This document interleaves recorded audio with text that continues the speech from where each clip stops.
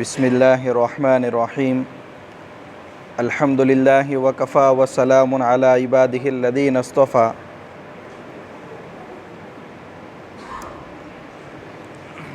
الحمد للہ وکفا وسلام علی عبادہ الذین اصطفی اما بعد فاعوذ باللہ من الشیطان الرجیم بسم اللہ الرحمن الرحیم یا ایہا الذین آمنوا قوا انفسکم واہلیکم نارا وقال تعالی عسى ان تکرہوا شیئا وہو خیر لکم صدق اللہ مولانا العظیم۔ جو نوجوان ادھر ادھر تشریف فرما ہے برائے مہربانی آگے تشریف لے آئیں۔ بہت سارے علماء کرام ایسے بھی ہیں کہ جن کی مجلسوں میں جنات بھی شرکت کرتے ہیں، جس کی وجہ سے آگے جگہ خالی چھوڑنا مناسب ہوتا ہے، لیکن میری مجلس میں کوئی جنات شرکت نہیں کرتا، اس لیے تکلف کی کوئی ضرورت نہیں ہے، آپ یہ جگہ پور کر لیجیے۔ بار بار گزارش کی جا رہی ہے اندر کے حصے میں تشریف لائیں، جیسے کہ گزار کو اللہ کے لیے خراب نہ کرے، اندر تشریف لائیں۔ بس صدارت اختلاف کے بعد دعا ہوگی۔ آنا ہے کہ خدمت کی ذمہ داری مکمل ہو گئی ہوگی، کھانا پک گیا ہوگا، آپ سے گزارش ہے کہ اندر تشریف لائیں۔ آ جائے ساتھی، قریب قریب آ جائیں۔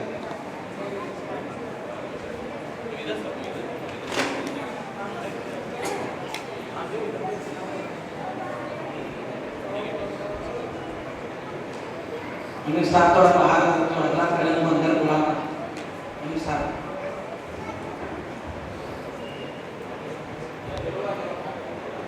اس پروگرام کے ذریعے جو میسیج آپ کو دینا تھا الحمدللہ بچوں نے بھی دیا، اور میدان عمل کے جو شہ سوار علماء ہیں ماشاءاللہ اپنی قیمتی نصاحت کے ذریعے آگے ہمیں فیوچر میں اپنی قوم کے مستقبل کے لیے کیا لائی ہے عمل تیار کرنا ہے، اس تعلق سے بہت ساری مفید باتیں بھی آپ کے سامنے رکھی ہیں۔ قرآن کریم کی ایک آیت میں نے پڑھی، عسیٰ ان تکرہوا شیئا وہو خیر لکم۔ ایک جملہ یاد آ گیا، موجوں کے خلاف چلنے کا نام ہی زندگی ہے۔ جو آپ کے خلاف موجیں چلتی ہیں ان کے خلاف چلنے کا نام ہی زندگی ہے۔ تیز و تند بادی مخالف سے نہ گھبرا عقاب، یہ تو چلتی ہے تجھے اور اونچا اڑانے کے لیے۔ ارادے جن کے بلند ہو، نظر جن کی خدا پر ہو، وہ تلاطم خیز موجوں سے گھبرایا نہیں کرتے۔ شاید آپ کی ہمت دو حادثے کی وجہ سے ٹوٹی ہو، تو چند تسلی کے کلمات بھی میں آپ کو کہہ دوں کہ آپ کا یہ پروگرام گزشتہ اتوار کو ہونے والا تھا، مگر ایک حادثہ پیش آنے کی وجہ سے نہیں ہو سکا، اور اس پروگرام کے مہمان خصوصی صدر محترم حضرت مولانا ابراہیم صاحب بھی آنے والے تھے۔ شاید آپ کی امیدوں کا اور ارمانوں کا خون بھی ہوا، لیکن اللہ تبارک و تعالیٰ نے ایمان والوں کے لیے سب سے بڑا سہارا جو دیا ہے وہ ہے تقدیر۔ آج پاگل خانوں کا اگر آپ جائزہ لیوے تو جو اللہ پر ایمان نہیں لا رہے ہیں، مصیبتوں کی وجہ سے کسی کا کھیت تباہ ہو گیا، بزنس میں گھاٹا ہوا، نقصان کا شکار ہوا، تو وہ ذمہ دار اپنے آپ کو ٹھہراتا ہے کہ میرے ہاتھ سے ایسا ہوا، جس کی وجہ سے وہ پھر جنون کے مرض کا شکار بن جاتا ہے اور پاگل خانے میں اس کو داخل کر دیا جاتا ہے۔ ایک ایمان والے کو جو مصیبت پہنچتی ہے وہ کہتا ہے اچھا ہونا برا ہونا اللہ کی طرف سے ہے، چاہے وقتی طور پر مجھے تکلیف ہوئی ہے، مگر اللہ تعالیٰ آخرت میں مجھے اس کا بہترین اجر نصیب فرمائیں گے۔ تو مولانا ابراہیم صاحب کی آمد نہ ہونے کی وجہ سے یقیناً آپ کو تکلیف ہوئی ہوگی، لیکن آپ کی قسمت میں ہی میرا آنا لکھا ہوا تھا اور میری ایران دوران کی باتیں سننا لکھا ہوا تھا، تو ایمان والا تو اپنی قسمت پر راضی رہتا ہے۔ عسیٰ ان تکرہوا شیئا وہو خیر لکم، ایک چیز کو تم ناپسند کرتے ہو مگر وہ تمہارے لیے بہتر ہوتی ہے۔ برطانیہ کا سب سے مشہور جہاز ٹائٹینک جب بنا، غالباً 1909 میں وہ بنا تھا، اس وقت اعلان ہوا کہ یہ سب سے پہلا سفر اس میں ہوگا 1912 میں، اور اس میں ٹکٹ بکنگ کا سسٹم ابھی سے شروع ہو گیا ہے۔ اب یہ ٹائٹینک برطانیہ کا بحری جہاز، اور مہنگے لاکھوں کی ٹکٹ کون خرید سکتا ہے؟ صرف وہی لوگ خرید سکتے ہیں جو ابجو پتی ہیں، کروڑ پتی ہیں۔ اس وقت ایک کسان نے یہ سوچا کہ زندگی میں کم سے کم ایک یادگار تو باقی رہنی چاہیے کہ جو مالدار قسم کے لوگ ہیں، ابجو پتی ہیں، کروڑوں پتی ہیں، ان کے ساتھ میں بھی سفر کروں اس ٹائٹینک میں۔ تو اس نے اپنی ساری جائیداد بیچ دی کہ کم سے کم اپنی ایک زندگی کی یادگار باقی رہیں۔ ساری جائیداد بیچنے کے بعد اس نے اپنے 4 بچوں اور بیوی اور اپنا 6 لوگوں کا ٹکٹ بک کرایا، لیکن پہلے بھی اعلان ہو گیا تھا کہ اگر کسی وجہ سے ٹکٹ کینسل ہوا تو ریفنڈ نہیں ملے گا، 1 روپیہ بھی واپس نہیں ملے گا، یا تو ویٹنگ ٹکٹ کا کم کرتا ہے اور بک ہو گیا ہے ٹکٹ، کنفرم ہو گیا ہے، اور پھر کینسل کرا رہے تو تھوڑا زیادہ کٹتا ہے، لیکن پیسہ واپس تو ملتا ہے۔ ٹائٹینک میں تو یہ شرط تھی کہ جو کینسل کرائے گا اس کو 1 روپیہ بھی واپس نہیں ملے گا۔ اس نے تو اپنے 6 لوگوں کا، پوری فیملی کا ٹکٹ بک کرایا، اور بہت خوش تھا کہ کم سے کم ایک مرتبہ جو لگژری لائف جی رہے ہیں دنیا میں، ان ابجو پتی کے ساتھ میں کسان بھی ان کے ساتھ سفر کروں گا۔ ساری جائیداد بیچ دی تھی اس نے۔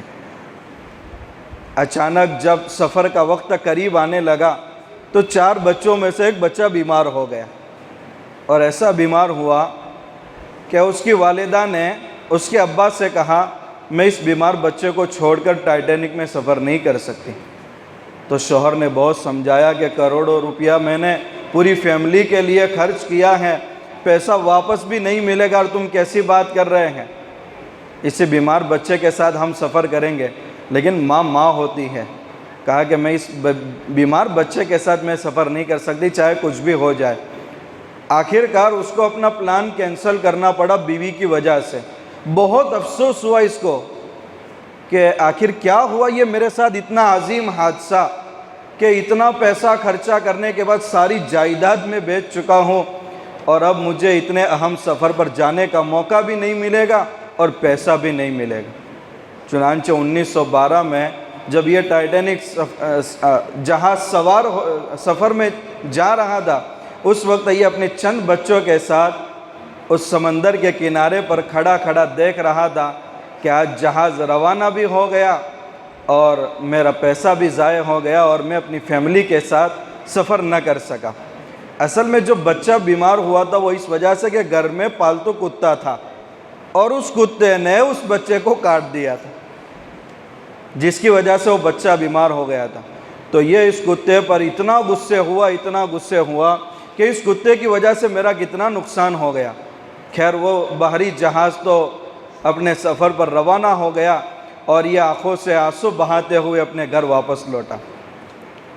کئی گھنٹوں کے بعد پوری دنیا کے اندر یہ خبر پھیل گئی کہ ٹائٹینک جہاز اپنے پورے سواروں کے ساتھ غرق ہو گیا ہے۔ اس کے بعد اس نے کتے کا شکریہ ادا کیا کہ کم سے کم اس نے میرے بچے کو کاٹ دیا، جس کی وجہ سے ہماری پوری فیملی کی جان بچ گئی ہے۔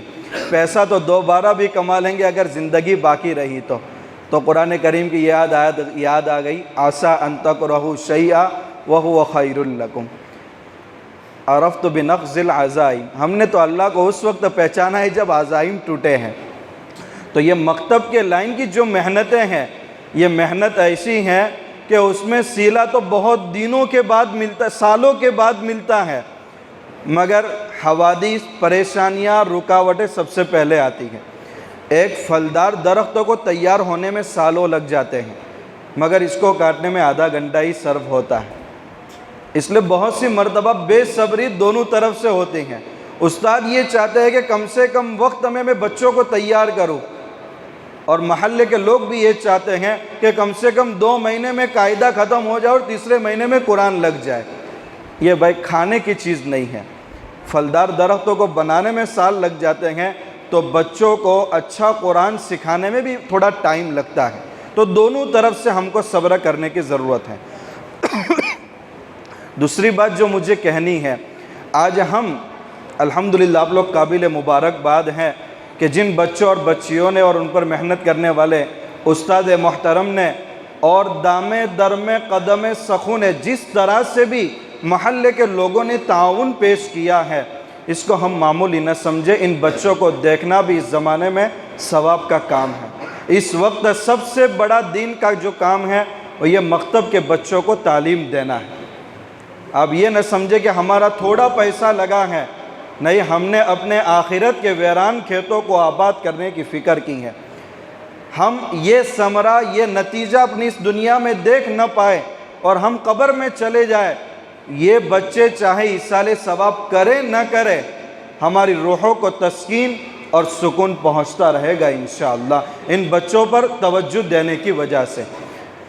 ہر طرح سے ہمیں اس کشتی کو چلانے کے لیے، اپنی منزل تک پہنچانے کے لیے ہر ایک کا تعاون درکار ہے اور ہر ایک کی توجہ درکار ہے. حضرت مولانا منظور صاحب نعمانی رحمۃ اللہ علیہ کا ایک خطاب گجرات کے راندیر مدرسے میں ہوا تھا. اس کتاب کا عنوان ہے ہم کون ہیں، کیا ہے اور ہماری ذمہ داری کیا ہے. حضرت نے ایک مثال اس بات پر پیش کی ہے کہ آج کل قرآن کریم کی عظمت ہمارے دلوں سے کیوں نکل گئی. حضرت نے اس کو ایک مثال سے سمجھایا ہے کہ ایک آدمی جو آپ کا دوست ہو، اس کے جیب میں کروڑوں روپیے ہیں، 2,000 کے کرارے نوٹ ہیں کہ کان پر رکھو تو خون نکل آئے، اتنے کڑک نوٹ ہے، مگر وہ یہ سمجھ رہا ہے کہ ان کاغذ کے پرزوں سے کچھ بھی نہیں ہوتا. پورے دیہات کے لوگ سمجھا رہے ہیں، ارے تیرے جیب میں اتنا سارا پیسہ ہے، اگر تو چاہے تو بہترین بنگلہ بنا سکتا ہے، BMW خرید سکتا ہے، بہترین لائف جی سکتا ہے اور ایک عزت کا مقام حاصل کر سکتا ہے. مگر وہ یہ کہہ رہا ہے کہ نہیں، ان کاغذ کے پتوں سے کیا ہوتا ہے، ارے کچھ بھی نہیں ہوتا، یہ بھی عام کاغذوں کی طرح ایک کاغذ ہے. تو سارے گاؤں والے کیا کہیں گے اس کو؟ اس سے بڑا بیوقوف کوئی نہیں ہے کہ فائدے کی چیز سے فائدہ نہیں اٹھا پا رہا ہے اور اس فائدے کو سمجھ بھی نہیں پا رہا. آج ہمارا حال کچھ اس طرح کا قرآن کریم کے ساتھ ہوا ہے، جس قرآن کریم میں دنیا اور آخرت کی دونوں کی کامیابیاں چھپی ہوئی ہیں، اس قرآن کو ہم کاغذ کے پتوں سے زیادہ حیثیت نہیں دے پا رہے.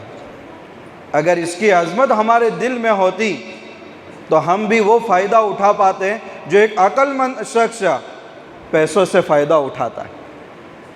تو کم سے کم ہمیں قرآن کریم جو ہماری دنیا اور آخرت کی کامیابی کا ضامن ہے، اس کے لیے ہمیں کچھ کرنے کی بہت ضرورت ہے.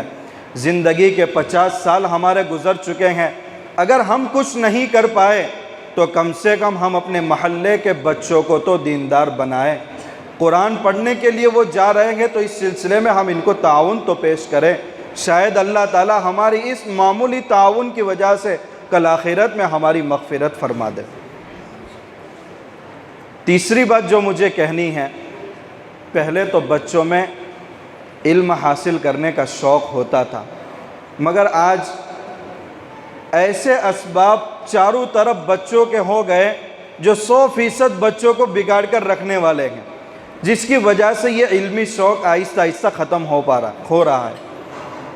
مجھے یاد ہے جب دارالعلوم میں ترمذی شریف کا عشاء کے بعد گھنٹہ چلتا تھا، نائب محتمم حضرت مولانا عبدالخالق صاحب مدراسی، تو انہوں نے ایک مرتبہ یہ واقعہ ارشاد فرمایا کہ رات میں ایک مرتبہ دارالعلوم میں 4 بجے ہاسٹل کی طرف چکر لگانے کے لیے اچانک نکلا. دیکھا کہ ایک بچہ کمروں کے سامنے تھیلے رکھے ہوئے ہوتے تھے، اور چونکہ مدرسے میں روٹی اتنی موٹی ملتی ہیں کہ اس کے کونے آپ کھا نہیں سکتے، تو طلبہ کرتے تھے کہ کونے نکال دیتے تھے اور کمرے کے سامنے ایک تھیلا لٹکا ہوا رہتا تھا، اس میں ڈال دیتے تھے اور بیچ کی روٹی کا حصہ سالن میں بھگو کر کھا لیتے تھے. تو کافی تعداد میں وہ جمع ہو جاتا تھا. وہ بچہ رات میں 4 بجے اس میں سے کوئی چیز نکال رہا ہے. اچانک جب اس کی نظر استاد محترم پر پڑی تو وہ ایک کمرے میں جا کر کے چھپ گیا کہ کہیں استاد کو یہ اندازہ نہ ہو کہ یہ رات میں چوری کرنے کے لیے آیا. لیکن حضرت فرماتے ہیں میں اس کے پیچھے پیچھے گیا اور اس کمرے سے جا کر اس کو نکالا اور اس کو کہا کہ تم کیا کر رہے تھے بیٹا یہاں؟ تو اس نے کہا حضرت میرا اس دارالعلوم میں داخلہ نہیں ہوا اور میرے پاس اتنے پیسے نہیں ہیں کہ میں باہر جا کر اپنے کھانے کا انتظام کر سکوں. دارالعلوم کا اصول تھا کہ جس کا داخلہ نہیں ہوتا تو اس کو کھانا نہیں ملتا تھا. تو میں نے کھایا نہیں ہے, مجھے شدت کی بھوک ستا رہی تھی, جس کی وجہ سے میں اس میں سے روٹیوں کے ٹکڑے نکال کر کے کھانے کی کوشش کر رہا تھا. یہ ایک شوق تھا. کھانا بھی نہیں مل رہا ہے, ایسی روٹیاں کھا کر کے پھر بھی علم حاصل کر رہے ہیں. حضرت فرماتے ہیں میں نے اس کو کہا کہ بیٹا فجر کے بعد تم میرے کمرے میں آنا. تو وہ طالب علم حضرت کے کمرے میں گیا اور حضرت نے کہا یہ درخواست جا کر کے آفس میں جمع کرا لو, انشاءاللہ کل سے تمہارا کھانا شروع ہو جائے گا. تو اس نے کہا حضرت آپ نے یہ احسان فرمایا, آپ کا شکریہ, مگر میں علم دین حاصل کرنے میں آپ کا تعاون بھی نہیں لینا چاہتا. حضرت فرماتے ہیں کہ مجھے تو اتنی بڑی خوشی ہوئی کہ ایک بچے کے کھانے کا انتظام نہیں ہے, ایک طرف غربت ستا رہی ہے, ایک طرف بھوک ستا رہی ہے, میں اس کو اپلیکیشن لے کر کے بھیج رہا ہوں اور وہ اتنا غیرت مند ہے کہ میرا بھی احسان لینے کو تیار نہیں ہے. میں اپنی قوم میں ایسے بچوں کو دیکھنا چاہتا تھا اور واقعتاً ایسے بچے ہی کام کرتے ہیں. آج جو یہ علماء کرام آپ کے درمیان آئے ہیں یہ انہی حالات سے گزر کر آئے ہیں. میں نے ایسے طلباء کو بھی دیکھا ہے فجر سے پہلے ایک گھر سے بھینسوں کا دودھ نکال کر کے دوسری جگہ بیچ کر آتے تھے تاکہ کم سے کم 100 روپے دن میں مل جائے اور 2 وقت کھانے کا انتظام ہو جائے. اور وہ طلباء علم دین حاصل کرتے تھے جن سے اللہ نے قوموں کو کھڑا کیا ہے. ہم ان علماء کرام کی قربانیوں کو معمولی نہ سمجھے. ہاں ہمیں کوئی اچھا عالم ملا ہے, قدر کرنے کی ضرورت ہے. دیکھیے اختلافات بہت اچھی بات ہے, ایک مسئلے میں 4 طرح کی رائے ہو سکتی ہے, یہ بہت اچھی بات ہے, مگر اس کو مخالفت کا درجہ دے دینا جس کی وجہ سے بہت سارے اچھے کام جو ہم سے ہو سکتے تھے وہ رک جاتے ہیں. حضرت علی رضی اللہ تعالیٰ عنہ اور حضرت امیر معاویہ رضی اللہ تعالیٰ عنہ کے درمیان ایک مسئلے میں اختلاف ہوا تو روم کے بادشاہ نے حضرت امیر معاویہ رضی اللہ تعالیٰ عنہ کو خط لکھا کہ حضرت اگر آپ ارادہ کریں اور اگر آپ اجازت دیں تو مدینہ میں جو حضرت علی ہے ان کے خلاف ایک بڑی فوج آپ کے تعاون کے لیے میں بھیج سکتا ہوں. ایک مسئلے میں اختلاف تھا. حضرت نے فرمایا کیا جواب دیا تھا, اے رومی کتے سن لے, اگر تو نے اپنی فوج کو حضرت علی رضی اللہ تعالیٰ عنہ کے خلاف بھیجا ہے تو حضرت علی کی فوج سے سب سے پہلا جو سپاہی نکلے گا وہ معاویہ بن ابی سفیان ہوگا. ہمارے اختلافات سے تو غلط فائدہ مت اٹھا. بھائیو اس وقت ہم محاذ جنگ پر ہیں, بارود کے ڈھیر پر ہم کھڑے نہیں ہیں, افسوس ہے کہ ہم سو گئے ہیں. اگر ہم کھڑے ہوتے تو بھی کچھ بچاؤ ممکن تھا کہ ہمارے نسلوں کے ایمان کی حفاظت کا ذریعہ ہو جائے, مگر ہم آپسی انتشار کا ایسا شکار ہو گئے ہیں کہ دشمن 100 خدا ہزاروں خدا ہونے کے باوجود ہمارے خلاف ایک ہو کر سب میں کھڑا ہے, اور ہم ایک خدا, ایک قرآن اور ایک نبی ہونے کے باوجود اور 5 وقت ہم اجتماعیت کا سبق لینے کے باوجود ہر مسئلے میں ہماری الگ الگ مسجد تعمیر ہو گئی ہے, جس کی وجہ سے کئی خیر کے کام رک چکے ہیں. ہر اچھے کام کو اچھی نگاہ سے دیکھو, ہو سکتا ہے اللہ کے وہاں میرا یہ تعاون مغفرت کا ذریعہ بن جائے. کون سی نیکی اللہ کے وہاں قبول ہو جائے, اللہ چاہے تو ہزاروں سجدے منہ پر مار سکتا ہے اور معمولی نیکی بھی اللہ قبول کر سکتا ہے. لا یسأل عما یفعل, اللہ جو کرے گا کوئی اس کو نہیں پوچھ سکتا. اس لیے ہر اچھے کام میں تعاون کرنا یہ ہمارا جذبہ ہونا چاہیے. 5ویں بات جو مجھے کہنی ہے, جو ماں باپ اپنے بچوں کو وقت دیے بغیر یہ چاہتے ہیں کہ ہمارے بچے فیوچر میں بہت اچھے بنیں گے, یہ ماں باپ بہت خطرناک دھوکے کے شکار ہیں. گویا یہ ایک ایسے کسان کی طرح کام کر رہے جو اپنے کھیت میں کانٹے بو رہا ہے اور 4 مہینے کے بعد پھلوں کی امید لگائے ہوئے. اگر ہم اپنے بچوں کو دین میں 20 منٹ بھی نہیں دے پا رہے ہیں تو پھر امید نہ رکھے کہ ہمارے بچے ہماری آنکھوں کی ٹھنڈک بنیں گے اور امید سے زیادہ بہتر بنیں گے۔ پہلے زمانے میں باپ نہیں، عورت کے سر پر شوہر کا سہارا بھی نہیں ہوتا تھا مگر نیک جذبہ ہوتا تھا۔ یہ اہم بات میں جو کہنے جا رہا ہوں، ماں باپ کا دینی جذبہ اللہ تعالیٰ نسلوں تک منتقل کرتے ہیں، اس کو معمولی نہ سمجھے۔ اس مجمع میں اور اس پروگرام میں کم سے کم ارادہ کریں ہم اپنے دلوں میں نیک جذبہ پیدا کریں۔ میں ایک مختصر واقعہ آپ کو بتا دوں۔ شیخ عبد الرحمن فروخ نکاح ہونے کے بعد بیوی حمل سے ہے، پریگننٹ ہے اور ایک لمبے سفر پر جا رہے ہیں۔ 20 سال کے بعد ان کی واپسی ہونے والی تھی۔ 30,000 اشرفیہ اپنی بیوی کو دے کر کے گئے تھے کہ 20 سال کا خرچہ میں دے کر جا رہا ہوں۔ وہ تو لمبے سفر پر روانہ ہو گئے۔ 20 سال کے بعد جب واپس آئے اور اپنے گھر کے دروازے پر آئے تو دیکھا کہ ایک نوجوان کھڑا ہے۔ تو نوجوان نے کہا، بوڑھے میاں اس عمر میں آپ کس کے گھر میں گھس رہے ہیں؟ کیونکہ ابھی تو وہ بچہ تو پیدا نہیں ہوا تھا اور باپ سفر پر چلے گئے تھے۔ تو اس نوجوان نے جھگڑا شروع کیا کہ تم میرے گھر میں نہیں گھس سکتے۔ شیخ عبد الرحمن فروخ نے کہا، یہ میرا گھر ہے، کسی اور کا گھر نہیں ہے۔ نہ بیٹا باپ کو جانتا ہے نہ باپ بیٹے کو جانتا ہے۔ وہاں کے محلے کے لوگ جمع ہو گئے، چونکہ 20 سال تک تو ان کو دیکھا نہیں تھا۔ تو محلے کے لوگوں نے کہا کہ یہ تو ایک نوجوان کا گھر ہے، آپ کا گھر نہیں ہے۔ لیکن انہوں نے کھانسی کھائی۔ بیوی جو اپنی شوہر کو کھانسی سے بھی پہچان لیتی ہے۔ کھانسی کھانے کے بعد بیوی اندر سے آئی اور کہا، بیٹا یہ تمہارے ابا ہے۔ اس کے بعد جب اندر آئے، بہت سارے شوہر ایسے دماغ کے ہوتے ہیں، فوراً مہینے میں 5,000 روپے بیویوں کو دیتے ہیں اور حساب بھی مانگتے ہیں۔ شیخ عبد الرحمن فروخ جیسے ہی گھر میں آئے اور کہا، 20,000 اشرفیہ میں دے کر گیا، 30,000 اشرفیہ میں دے کر گیا تھا، 20 سال تو نے کہا استعمال کیا، اس کا حساب دے۔ بیوی نے کہا، میاں کم سے کم غسل کرو، تھوڑا آرام کرو، اتنے لمبے سفر سے آئے ہیں، مسجد میں نماز ادا کر کے آؤ ظہر کی، اس کے بعد میں تمہیں 30,000 اشرفیوں کا پورا حساب چکاؤں گی۔ شیخ عبد الرحمن فروخ غسل کرنے کے بعد پھر ظہر کی نماز کے لیے مسجد میں گئے۔ ظہر کے بعد اعلان ہوا کہ انشاءاللہ درس حدیث ہوگا سنت و نوافل کے بعد۔ شیخ عبد الرحمن فروخ بھی بیٹھ گئے اور درس حدیث بھی شروع ہوا۔ ایک نوجوان 1,000 کے مجمع کو خطاب کر رہا ہے۔ یہ بوڑھے میاں پوچھ رہے ہیں، یہ صاحب کون ہیں؟ تو نوجوان دوسرا کہہ رہا ہے، ارے بوڑھے میاں سننے بھی دو گے یا نہیں؟ بار بار کوہنی لگا رہے، ارے یہ تو بتاؤ یہ صاحب کون ہیں کہ جن کو ہزاروں کا مجمع سن رہا ہے؟ ارے یہ عبد الرحمن فروخ کے بیٹے ربیعہ ہے۔ اچھا،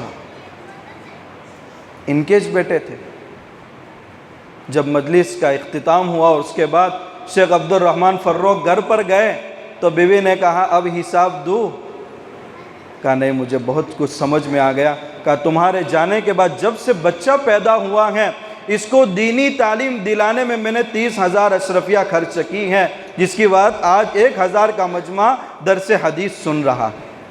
یہ جذبہ ماؤں کا ہوتا تھا، آج یہ جذبہ آہستہ آہستہ ہمارے اندر سے ختم ہو رہا ہے۔ ہم اولاد کو صرف دنیا کا ظاہری سہارا سمجھ رہے گئے، نہیں، آخرت کا بہت بہترین سرمایہ ہے ہماری اولاد۔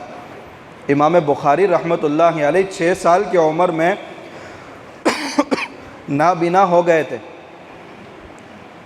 اور والد کا تو انتقال ہو گیا تھا۔ والدہ جب دیکھ رہی ہیں کہ میرے بیٹے کی بینائی چلی گئی ہے، وہ بلائنڈ ہو چکے ہیں، نابینا ہو چکے ہیں، اللہ کے سامنے اتنی روئی، کہا گزارے کی کوئی شکل نہیں ہے، میں نے عظیم محمد کے نام پر اس کا نام محمد رکھا تھا تاکہ یہ عظیم محمد کی حدیثیں پڑھے اور لوگوں کو سنائے۔ یا اللہ، یہ میرے ساتھ کیا ہوا کہ میرا بچہ 6 سال کی عمر میں نابینا ہو گیا، اب نہ وہ حدیثیں دیکھ سکتا ہے نہ پڑھ سکتا ہے۔ اللہ کے سامنے رات بھر ایسی روئی کہ حضرت ابراہیم علیہ السلام خواب میں آ کر کے کہہ رہے ہیں، تمہارا رونا اللہ کو اتنا پسند آ گیا کہ اللہ نے تمہارے بیٹے کی بینائی لوٹا دی۔ صبح اٹھ کر کے دیکھا تو بیٹے کی بینائی واپس آ گئی، ماں کی دعا کی برکت سے امام بخاری رحمۃ اللہ علیہ نے بعد میں ایسی کتاب لکھی کہ قرآن کریم کے بعد اس دنیا میں سب سے زیادہ صحیح ترین کوئی کتاب ہے تو امام بخاری رحمۃ اللہ علیہ کی بخاری شریف ہے۔ امام بخاری کو بھی جانتے ہیں لوگ، بخاری کو بھی جانتے ہیں لوگ، مگر امام بخاری کو امام بخاری بنانے کے لیے کتنے پاپڑ بیلنے پڑے ہیں ان کی ماں کو، ان کی ماں کے کیا کارنامے ہیں، دنیا اس کو نہیں جانتی۔ یقیناً اللہ تعالیٰ نے عورتوں کے کارنامے بھی پردے خفا میں رکھے ہیں، شاید اللہ تعالیٰ ان کو آخرت کے اندر اس کا اجر عظیم عطا فرمائیں گے۔ کم سے کم ماں باپ کو تو یہ تہیا کرنا چاہیے کہ میرا بیٹا سب کچھ بنے، ہر فیلڈ میں جائے، مگر دینداری کے ساتھ۔ حضرت مفتی تقی عثمانی صاحب فرماتے ہیں ایک تہجد گزار صاحب میرے پاس آئے اور کہنے لگے کہ الحمدللہ میرے بیٹے کو تو عصری تعلیم اتنی دلائی کہ سماج میں اس کا کیریئر اچھا بن گیا، اس کا کیریکٹر اچھا بن گیا، اس کی دنیاوی تعلیم کی وجہ سے اچھے خاندان میں اس کو رشتہ ملا اور بہت بڑی کمپنی میں ہمارا بیٹا جاب کر رہا ہے، البتہ تھوڑا سا بے دین ہو گیا۔ صرف کیا کہا؟ تھوڑا سا بے دین ہو گیا، باقی دنیاوی معاملات میں تو وہ ٹاپ پر ہے، تھوڑا سا بے دین ہو گیا۔ حضرت فرماتے ہیں کہ میں نے ان کو توجہ دلائی کہ آپ کیا کہہ رہے تھوڑا سا بے دین ہو گیا، اس کا مطلب آپ سمجھتے ہیں؟ حضرت فرماتے ہیں میں نے اپنے والد صاحب کے زمانے کا واقعہ ان کو سنایا کہ حضرت مفتی شفیع صاحب رحمۃ اللہ علیہ فرماتے ہیں کہ ایک مرتبہ ہمارے محلے میں نوجوان جس کو کچھ بھی بیماری نہیں تھی اور اچانک اس کا انتقال ہو گیا، محلے کے لوگوں کو یقین نہیں ہو رہا تھا کہ سر سے لے کر پیر تک سارے اعضاء صحیح سلامت ہو، معمولی خراش بھی نہ ہو اور وہ اتنا جلدی دنیا سے چل جائے، یقین نہیں ہو رہا تھا۔ کئی ڈاکٹروں کو چیک اپ کے لیے بلایا تو سارے ڈاکٹروں نے یہ رپورٹ پیش کی کہ سر سے لے کر پیر تک سارے اعضاء صحیح سلامت ہیں، صرف ہلکی سی جان نکل گئی۔ اب یہ باڈی کس کام کی ہے؟ سارے اعضاء بالکل صحیح سلامت ہیں مگر جان نکل جائے تو باپ اپنے بیٹے کو بھی گھر میں رکھنے کو تیار نہیں ہوتا، بیٹا اپنے باپ کو بھی گھر میں رکھنے کو تیار نہیں ہوتا۔ تو دنیا کی ساری چیزیں حاصل ہیں مگر بے دینی کا وہ شکار ہیں، تو یہ ایسا ہی ہے کہ یہ معاملات دنیا کی حد تک ہیں، آخرت تک یہ معاملات ساتھ میں آنے والے نہیں ہیں۔ اس لیے ہم اپنے بچوں کو ہر فیلڈ میں ڈالیں مگر دینداری کے ساتھ، اور اس کے لیے مکاتب کی محنت ہے۔ اللہ تبارک و تعالیٰ کے گھر کو آباد کرنے کے لیے اور اس کو تعمیرات کی حد تک پہنچانے کے لیے آپ نے ارادہ کیا تو ماشاءاللہ اتنی بہترین آپ نے تعمیر کی اور اتنی بڑی مسجد اللہ نے آپ کے ارادوں پر اور آج کے عزم و حوصلے کی بنا پر اتنی بڑی تعمیرات کو اللہ نے کھڑا کیا۔ اللہ کا گھر آپ نے آباد کر دیا، اللہ کے رسول کے گھر کو آباد کرنا بھی آپ کی ذمہ داری ہے۔ آج کل ہم دیکھتے ہیں مسجدوں کا حال، سال کے سال گزر جاتے ہیں سوائے مسجد کے خادم کے اور کوئی قرآن کریم کو ہاتھ لگانے کو تیار نہیں ہوتا۔ اللہ کے رسول کے گھر یعنی مکاتب آباد نہیں ہوں گے تو مسجدوں میں ایک آدمی بھی رمضان جیسے مبارک عظیم مہینے میں قرآن کی تلاوت کرنے والا ایک نوجوان بھی آپ کو نہیں ملے گا۔ اس لیے مکاتب کی محنت یعنی اللہ کے رسول صلی اللہ علیہ وسلم کے گھر کو بھی مضبوط کریں، اور جو بھی مفید نصائح اور قیمتی باتیں ہمارے معزز علماء کرام نے بھی آپ کے سامنے پیش کی، آپ ان کو بھی مضبوطی سے پلے باندھ لے۔ اللہ تعالی ہم سب کو اس پر عمل کرنے کی توفیق نصیب فرمائے، اور جو بھی حالات آئے اللہ کی طرف رجوع کرے انشاءاللہ۔ فَإِذَا عَزَمْتَ فَتَوَكَّلْ عَلَى اللَّهِ، ایک چیز کا آپ نے بیڑا اٹھایا ہے، اگر کوئی رکاوٹ پیش آ جائے تھوڑا ایک سجدہ اللہ کے سامنے لمبا کر دے، انشاءاللہ سارے مسائل کا حل آپ کو مل جائے گا۔